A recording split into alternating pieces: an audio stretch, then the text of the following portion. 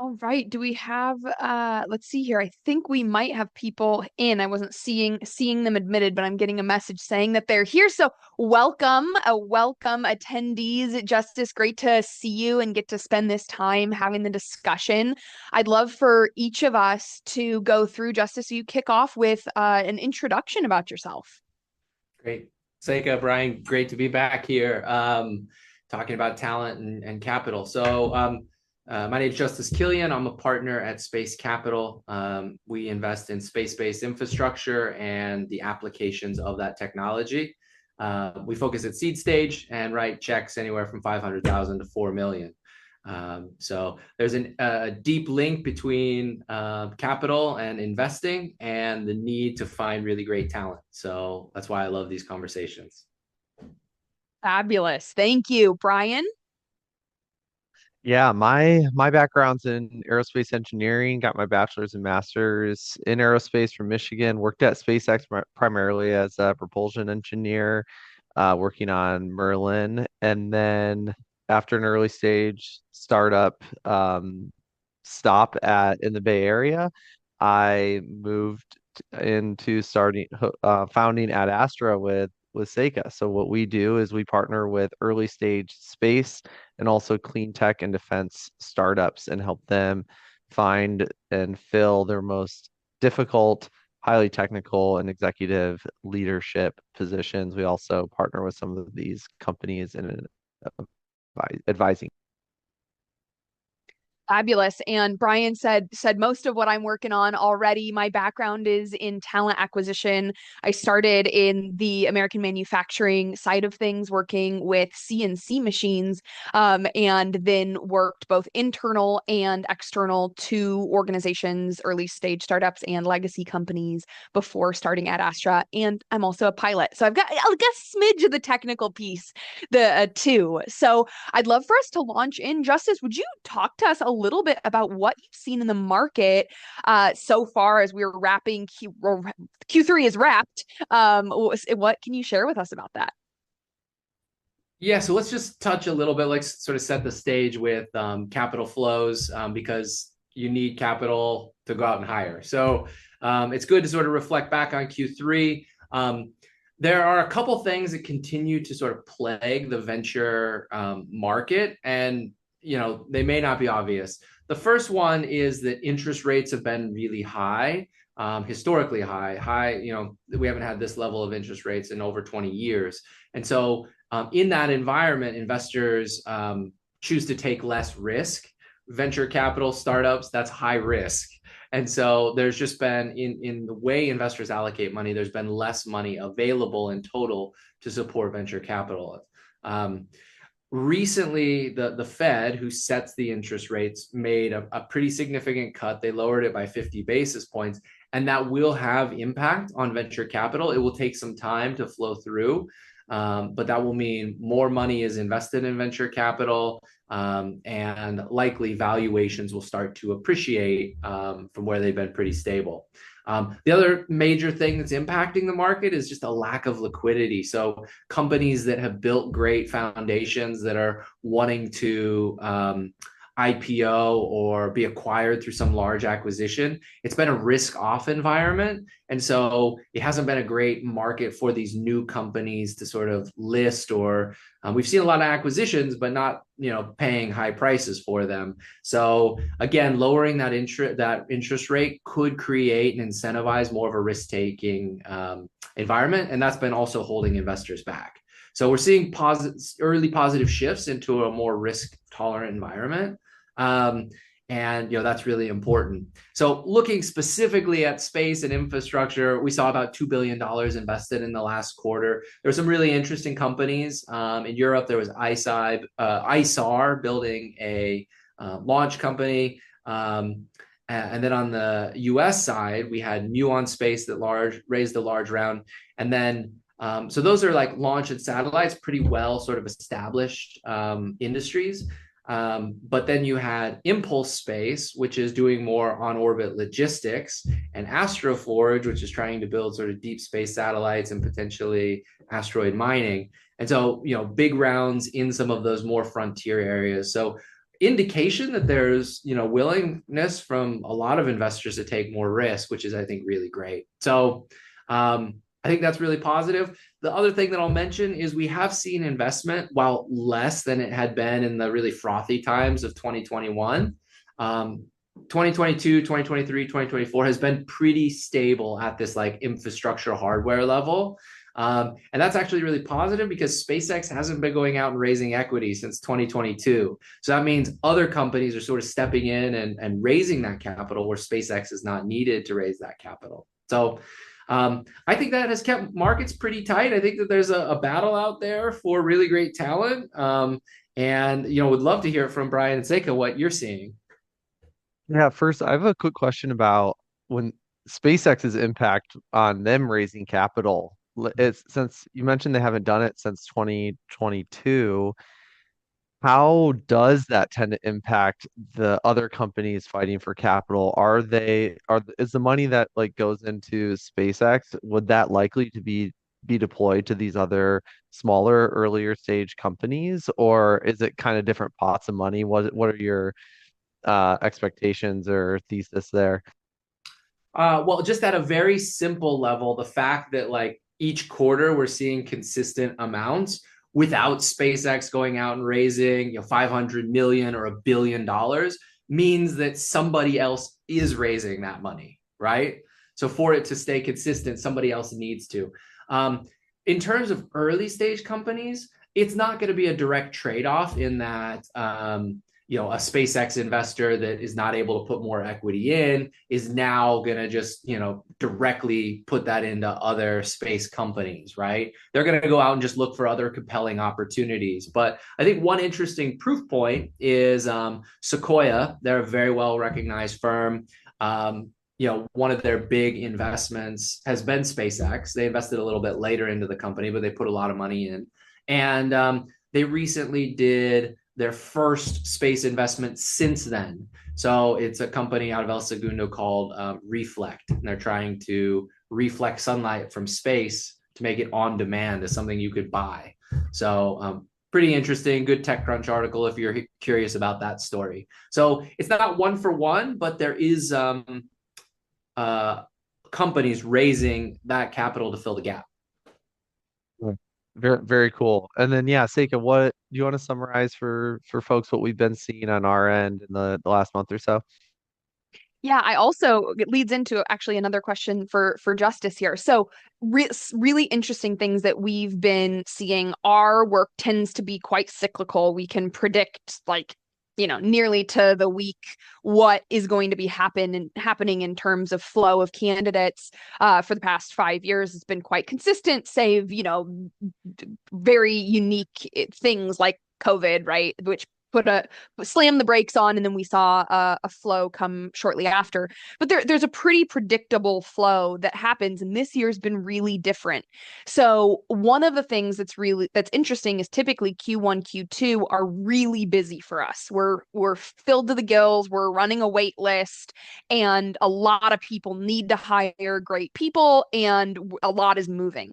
This year we had mild traction Q1, Q2, and got hit with a tidal wave in Q3. And it was a tidal wave that we started predicting at the end of 2023. People were saying, hey, we're really going to need help. It's probably going to be in March. And then it was get pushed out. We saw a lot longer from saying, okay, we're ready to get this investment, to when the pen was to paper, deal was signed, and money was in the bank. It felt like that time period really got strung out or dragged out for many clients of ours. So I wanted to see if that's something that you've seen, it kind of taking longer for deals to finalize or anything like that. Huh. So that's a fascinating observation. I would say, probably at a high level, what's driven that is investors have been slower to deploy capital, and they've been waiting to get there are signals out there that we look to try to understand how healthy the economy is.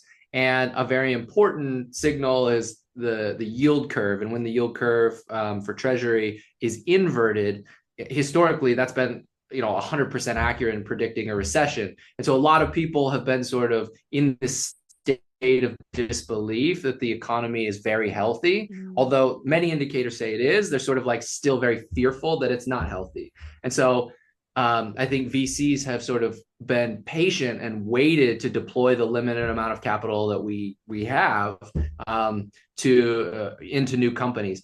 That changed, I think, in sort of this summer and going into the fall time period when we had a lot of really positive job reports, consistency in job reports, and then an indication that if inflation was coming down, and so likeliness that there would be a reduction in rates. And I think that's given investors enough encouragement that's like, okay, I can go out and deploy this. Now's the best time. And so there's been a lot of companies that we've all been talking to and interested in. And then, when you get comfortable with the sort of risk on environment, then you go out and do it pretty quickly. So I think that deals did take a long time to close. I'm now seeing large rounds, Impulse Space's $150 million round, happen quickly, and move quickly. So there's a number of big rounds that are happening that are moving quickly. So that's positive. Yeah. So interesting. In our last webinar that we did together, we also talked about some interesting specific positions that were trending. We talked specifically about this kind of business development executive with expertise in government relations, somebody who comes from government, maybe has clearance, someone who really understands how to work with government and do government contracts. And that trend that we identified in our last conversation has only gotten trendier. So we continue to see that, and continue to see companies that before maybe didn't have a defense angle having a defense angle, and really going after the DoD funds that are out there. Yeah, the DoD funds are a consistent customer. The challenge with that, and I know investors are getting a little bit frustrated, is the appropriations and the ability to get that fund approved and paid out takes a long time. And so while they are a consistent customer, it can be not a very timely customer, and that puts a lot of pressure on a company that's burning through cash and trying to hire people to ramp up. And so they're an important customer, but they're really challenging to work with. And so it's important to keep that in mind. Investors have had to step in and sort of help bridge the gap when those funds don't show up in a timely manner. So it's challenging. That makes a lot of sense. And not only on timeline to funding, but the requirements that have to be met and the red tape and there's a lot that goes into working with the government in that way that can be very countercultural to how startups typically work. Yeah, 100%. Yeah. Great. Well, one of the topics that we wanted to chat about here was talking about kind of prioritizing roles at startups for essential and immediate hires. So how are we planning that roadmap and creating a strategy for who to hire and what really matters? And I think one of the key pieces here is building out a technology roadmap to identify the key areas that you need and approximately when you'll need them, knowing that there's a 1 to 3 month lead time kickoff to landing those roles if you have clarity on what that role is going to look like. And it's funny that we're kind of transitioning from talking about having a government angle to that conversation, because I do remember, Justus, in our last conversation as well, you said that sometimes these pit stops, if you will, to get those government contracts can be a bit distracting from the primary technology roadmap that these companies are on, right? So that's kind of an interesting piece to this story as well. Yeah, that's fascinating to hear. So, when I'm working with a company very, very early on, pre-seed and seed stage, after we invest, they often have an idea of like the pain is so pronounced, like what they need to hire to be able to execute, that the job descriptions almost write themselves. And so, it's pretty quickly you're able to move into filling those roles. But when you get a little bit later on and the executive team starts to like develop a little bit, like the needs start to become a little bit less clear. So you're suggesting that anchoring, particularly those early stages, the core sort of hires to the technology roadmap. Is there an example of how you've done that with some of the folks you've worked with, and what's a good way to like get the team to coalesce around that roadmap and translate that into hires? Because that feels like it could be hard.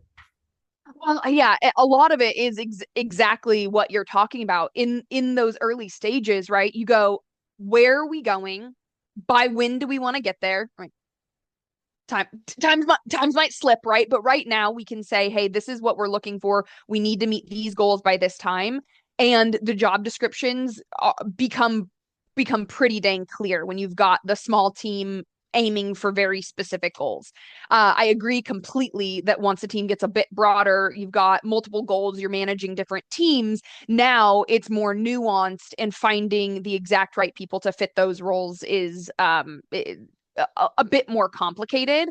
But when it comes to kind of essential immediate hires when kicking off a startup, knowing what you need to accomplish, the technical hands-on people that you're going to need to do those things, and having that person who's doing the hands-on technical work either coming in clearly understanding that an executive will likely come in above them when the time is right, or they've got the technical leadership to be able to expand to take on that higher level role. That is a key differentiator that can be really, really useful with the immediate essential early hires, is being clear when you're hiring somebody who both is going to be giving direction for strategy and building the thing with their own hands. Are they going to expand into the director type role, or are they going to get tighten on to their technical individual contributor domain? Yeah. I'd love to also speak to, like, Seyka, you mentioned before, it takes 1 to 3 months to get these seats filled. Sometimes it's longer. So sometimes you have these searches that can take 6, sometimes even 12 months, and we never want that to happen. But places where that can happen is like Justice, you're like, hey, what's an example of, the hire to the roadmap? We had a company where their core tech lies in the propulsion aspect, but they're going to be working on the structural piece and kind of the next phase of funding. And they know when they want that ready by, they have the timeline a year and a half out. So they're like, all right, let's start searching for this like structures type leadership position. Get into it, find there are literally, probably less than 2 dozen people who are qualified for this on the planet. And then now you're in a situation this time in like with the state of the economy that people aren't wanting to move, people aren't really wanting to relocate. So 20 people quickly shrinks to, a select handful of people who are actually maybe going to be interested and able to do this work.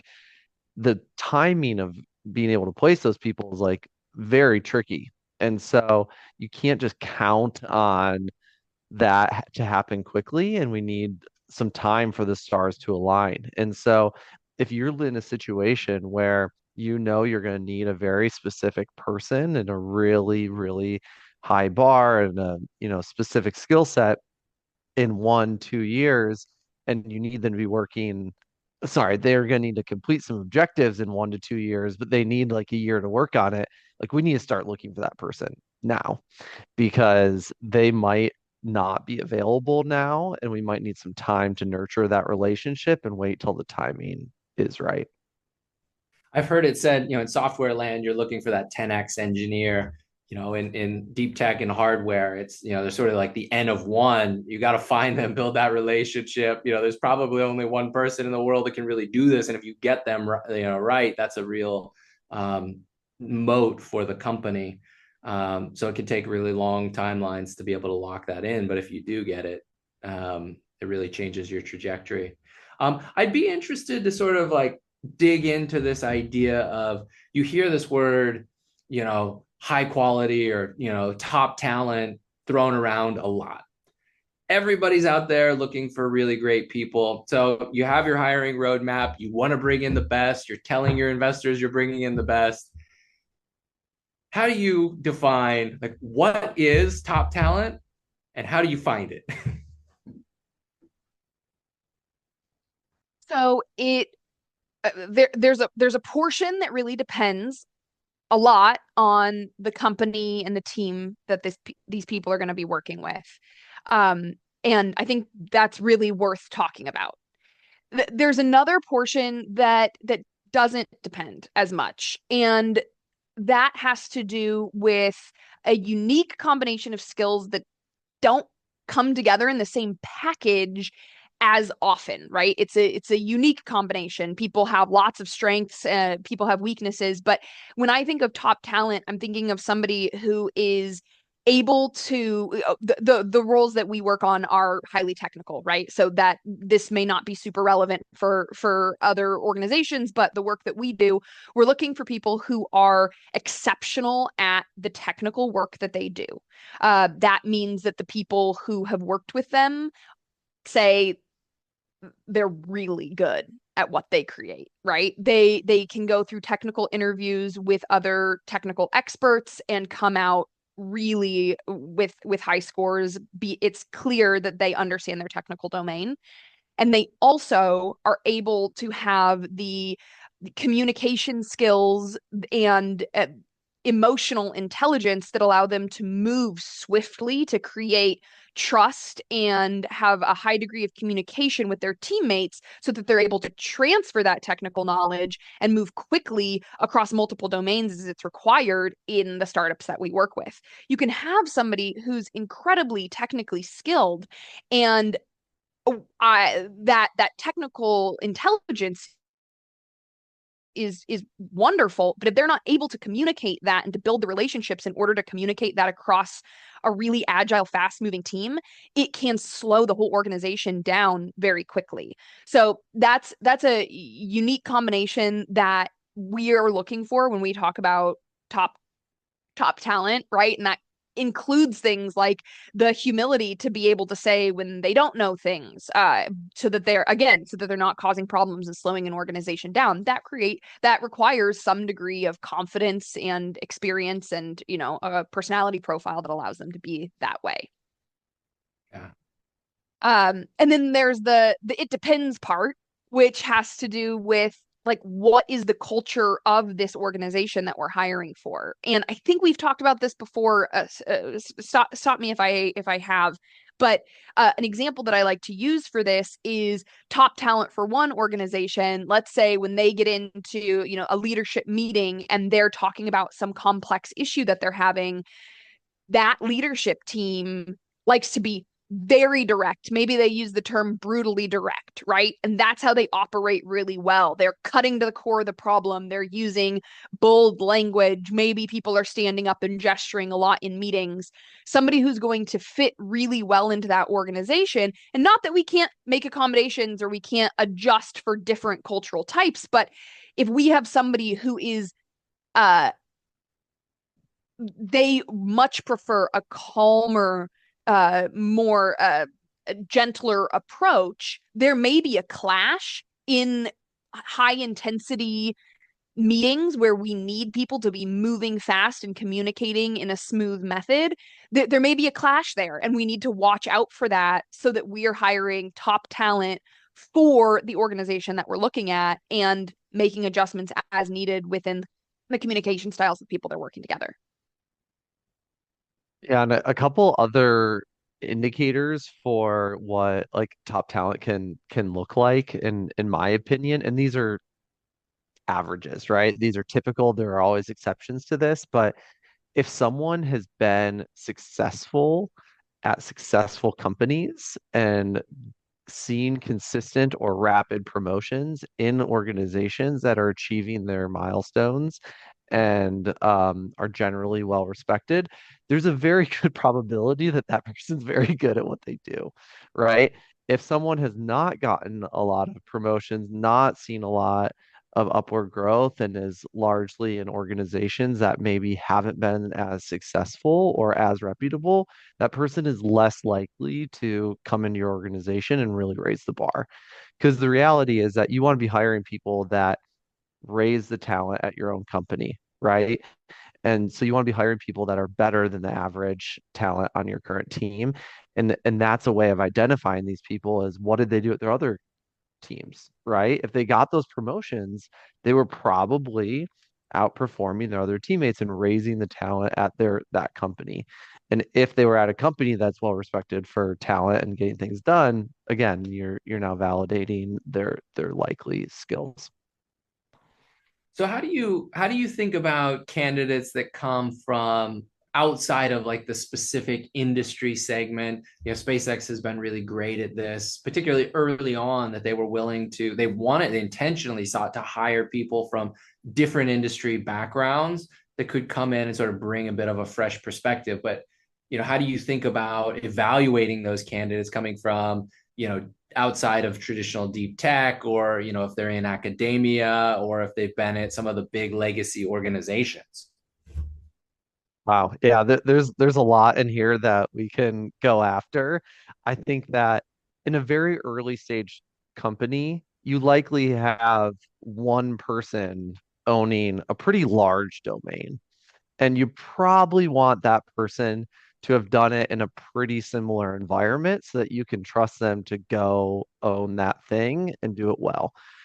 Now, as the company grows a little bit more and your team sizes grow beyond, one or two on that team, now I think the diversity of perspective becomes a lot more valuable, especially because as you grow a company with just people, like if we're talking about the space industry, if everyone's from the space industry, you're starting to have a lot of bias towards these types of people, this type of experience and ways of doing things, and you start to have sometimes even like it can be difficult from a cultural perspective to bring someone in from a different area that says, "Hey, we did really we did this really unique way, at Cruise or something like that, right?" And it's like, well, okay, but we all like how we did it at SpaceX. So we're going to disregard that idea, right? And now if those numbers, if it's like 30-1 or something, that diversity isn't actually listened to or valued very highly. And so it might be challenging to do that in a team of 10 or less, but you don't want to wait to do that until you have a team of 50. You want to try to be sprinkling that in early and really getting that value. But I do think you're going to still want to bias towards other deep tech organizations. You're probably going to, academia, there's a lot to talk about there too, but a lot of academia, there's not a lot of hardware being built for useful purposes, but there are some cases of that. So are you looking at the right labs, the right places that are operating with a little more of a business mentality? And primes and legacy also a lot of interesting things to talk about there. But where can you adapt someone to fit in your startup? I see Seyka has some ideas there. I mean, we could have a whole webinar, frankly, on just talking about how to assess people who are coming from primes or other legacy organizations and how to assess them for a startup. Some of the quick hitters that came to mind when I was thinking about this question earlier are being able to really map out the depth and breadth of what you need a role to cover, and assessing if the individual is able to go as deep and as wide as you need. So getting really specific on that level, understanding if they can operate effectively in scrappy environments where they don't have robust departments behind most things that they need to do. So when you need something done, you can't call up a department. You have to just go figure it out, right? Nobody else is there to help, or maybe it's one person who has 4 other jobs. Can they make things fast that might break and learn from that? Or these engineers, are they married to making something that feels perfect and engineeringly sound to them? And that may sound funny to some people who are in the startup world, but truly that is a conversation that we have with people coming from these organizations. And some people are like, no, I couldn't break something knowing that it was subpar. I couldn't build something knowing that it was subpar. And then another is, can they operate with the concern of not having enough funding to spend what they want to spend? So every dollar is being thoughtfully spent. And is that an environment that they can operate in and feel like they can thrive in? Yeah, that all makes sense and is, I think, very practical and good heuristics. So to wrap up this conversation before we open it up to the audience to, share any questions they have, I did want to touch on one last thing. So do you have any thoughts and like advice on, you know, avoiding making the wrong hire? Like everybody's sort of like looking great through, this person's looking great through the process. There's a little bit of a red flag. Like, are there tactical ways that you can, avoid getting into a challenging situation and bringing somebody on board? It's a great question, really great question. I think that setting up a strong hiring process that includes having the same comparisons across candidates can be really valuable in helping you to assess when something just didn't quite feel right with one candidate. What is that coming from? And I do think that's a key piece of the advice that I love to encourage hiring managers for. If something just you're like, yeah, it checks a lot of the boxes, but something just doesn't feel right, spend a little time sitting with that and going, where is that coming from? Can I quantify that? Can I point to where I'm being directed so that we can feel that out a bit more? Hearing everything looks great, but there's a red flag, right? Really wanting to understand what that red flag is. Can we make it a yellow flag? Is it truly something that's worth stopping for? Because if you are when you're making a hire at early stage startups, each hire is so important and has to be given so much trust that we really don't want to mess with red flags. So if we can de-escalate that somehow and figure out how to gain confidence in that, then we can move forward. But it's not worth bringing them on, spending the time training just to have to spend time managing and exiting somebody. That's pretty painful. So Yeah. yeah. Oh, go ahead. Well, and for me, like what is a wrong hire? Well, I think typically a wrong hire is more likely to come from some sort of cultural type domain and less likely to be like, we have a skill set we didn't need. Like typically that is not as common or as detrimental to the organization. So to avoid making the wrong hire, you need to be really clear on what is your company culture, what are your values that are non-negotiable, right? And a usually good way of doing this is it's not just what do you not want, it's what do you want. Look at your top performers, look at your founders, look at your executive leadership team and say, what common traits do all these people have? What makes them successful in our organization? Get really clear about those top few traits and make sure every hire has those. If there's a red flag in one of those areas, don't move forward. You want to make sure that those are all aligned and clear. And now if you have everyone who's moving in the same direction and moving fast and has aligned values, it's a lot less likely that you'll make that wrong hire. Yeah. Yeah, that makes a lot of sense. So I'm hearing, any red flag on culture, instant deal breaker, really hard to sort of find a way around that. Communication, I heard, was another important one. Like, maybe a yellow flag there, like that might be a skill you could sort of develop, but, let's try, like, super important. And then on the technical aspect, I mean, there's very practical ways you can assess the technical nature of what people are doing, long track records of, technically implementing and executing. So that's actually probably the most clear, objective, and easy one to sort of assess for. Is that a fair Yeah, summary?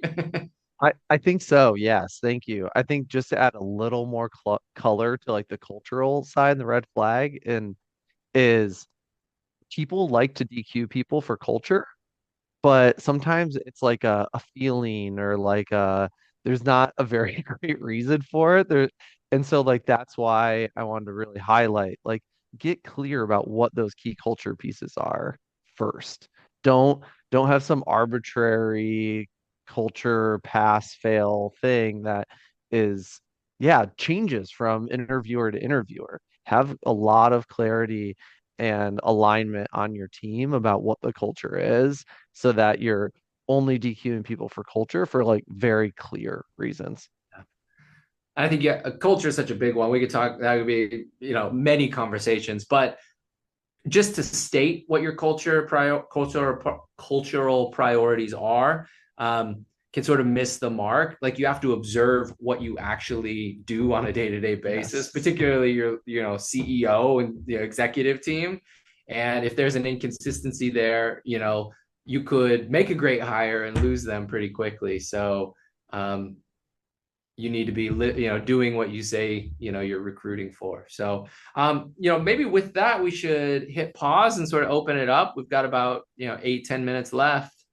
Are there any questions in the Yeah, audience? if anyone wants to drop any questions in, please do. We also have some that came from the registration process, so I can dive us into one of those. But if there's any more, please pop them into the chat.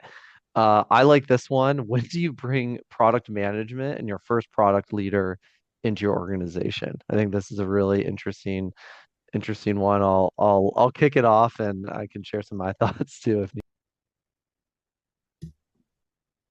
Yeah. I, I don't have a clear direction to go. Go for it. I'm happy to start us here. So I think what shows up for me on the product side is for hardware companies, I worked at SpaceX. I worked with a lot of folks who worked at SpaceX. There are very few product people at such a large organization, and that was true for many, many hundreds and thousands of employees. So I'm definitely biased towards less is more on the product side, but there will be times where that is very, very useful. Once you start to have different product lines that you're needing to manage, that makes more sense. But in these earlier stages, um, I don't think the product leaders add too much value. The responsible engineer model that like SpaceX has, give the responsibility to the product owner to own um, both the engineering and the product management side of things and the systems engineering side. Again, in the SpaceX, there's very, very, very few systems engineers or product managers, and there's a lot getting done. That's because there's a lot of trust and responsibility put in on the responsible engineer's shoulders. So I think as the team grows, you want to look at your product lines and say, hey, do I need someone to step in and manage the schedules and the different products and the engineering resources that are going into these lines because it's starting to get too disorganized. And only once it's like a really strong pain point and necessity, then I think is when it makes sense. And that's going to really vary depending on the nature of the organization. It's probably not your first 10 or 20 hires, but it might even be hundreds or thousands depending on the organization, what your needs are. I think that's a good take. I would challenge it in some ways in that the engineering team really should then have a hunger and an interest to engage with the customer and have a real willingness to listen, because you don't want to build a solution sort of in an echo chamber. And so sometimes the product side can be a helpful bridge to ensure that that feedback is like coming in appropriately. The sales team can bring that in. But the best is getting that engineering talent, like direct real feedback from customers that are engaging, using, experimenting, prototyping. So that would be the one caveat I'd throw out there.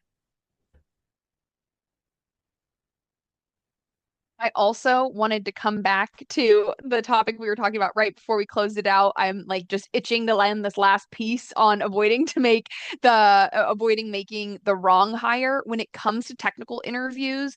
Often at early stage startups, you're bringing in a technical expert who does something that nobody on the team knows, right? That's why we're bringing them on. So having an effective technical screen often means getting a consultant or an advisor or tapping somebody in the industry who has the technical expertise, who's capable of doing the technical screen. And so that's something that we will facilitate often, is bringing in a technical expert to do that technical screen. That's it. That's great. Another question from the registration. Finding people to work on equity basis is in early stages is challenging. How do we address this? I mean, cash is king. You have to have money to be able to pay people. There was a recent survey that came out that looked at comp drivers, and equity is nice. It's a helpful tool, in my opinion, for like longer term retention and alignment around key priorities and incentives. But at the end of the day, people need money to be able to live, and there's a lot of obligations that technical talent comes with to get highly skilled. And so, there has to be that sort of base level capability. So if you don't have the ability to pay people, I mean, it's going to like that's not really something that you can sort of hack. The one way I have seen that done is there's a subset of people that, given their stage of life, may have less constraints around, salary and cash compensation. And so that would be, potentially immediate college graduates or immediate sort of, young folks that have less sort of financial obligations that could potentially do that. But, again, oftentimes you're skilling up to come into the workforce, and you're going to come with some sort of financial obligations with your education. So it's a really hard thing to try to manage. And I don't think you're going to be able to keep people around for a very long period of time in that situation. Yeah, agreed with a lot of that. Definitely can't have that work for a long period of time. We have worked on a number of searches like this. So some examples that come up are you've got, a brilliant founder who's looking for a technical co-founder who they need to go to get their first funding, right? Or, a first technical founder who needs kind of a business counterpart who's able to bring them through. And before funding, it's equity that we're looking at. And we have seen that be successful. It's a much harder search. It's much harder. You're asking people to give up what they've currently got for, your vision. And we have to really lean into vision. We have to get really clear about how long of a time period this is going to be before cash comes into the picture. The other group that we have found, and again, this is a small talent pool, right? But people who have been successful, who have had a successful exit and have had a little bit of time post a successful exit. Say they were a founder, they've had a successful exit and they're taking a break. That can be a really great target pool for something like that. If they've had an exit that gives them, again, the financial freedom to be able to take a role without being concerned for the cash, but they're really in it for the tech, and they're excited for the cash will come later. That's another pool that we found you can tap. Yeah. There's Yeah, two. I think There's like the founder, which equity comp could make a lot of sense because that's what people are working for, and then a hire has to be paid, in my opinion. Like you got to pay somebody if you want them to if you're hiring them. So yeah, that's basically what I was gonna say too, Justice, is that the reality is that the founders tend to have a lot more equity in these earlier stages. And so it makes sense that their cash is either zero or very low, especially until the first checks come in. But to expect that out of a hire is very different. Like the equity could be a tenth of that or less, right? And so you can't really expect someone to be as excited about working without cash for a tenth of the equity as you. And that's like before dilution, that's before, it's not factoring in 90% of startups fail, like all these things, like you're basically it's too big of an ask, right? And so we need to be considerate of like, okay, maybe they'll do part-time equity only and like understand where people are at and know that it's not the same. do we have any more, Brian? Any more questions that came in? Well, we are at time, and so maybe we do one more question, but also understand if folks need to drop off here while we're at time. But I'll pose one more here. What is the best typical ratio of recent graduates versus people with more than 20 to 30 years of experience? So I think it's an interesting question too, because it's kind of taking out all the mid-career folks and saying, let's talk about the really green and the really seasoned folks. Can you repeat the beginning of the question again? Yeah, what is the best typical ratio between recent grads and people with more than 20 to 30 years of experience? Yeah, really interesting question. Um, there have been successful companies who are bringing in a high number of early grads and a lower number of more seasoned experts in providing a mentorship relationship and the transfer of knowledge, which is really useful. We did some data analysis. This was I forget exactly when it was. It was maybe year and a half ago. Time is weird.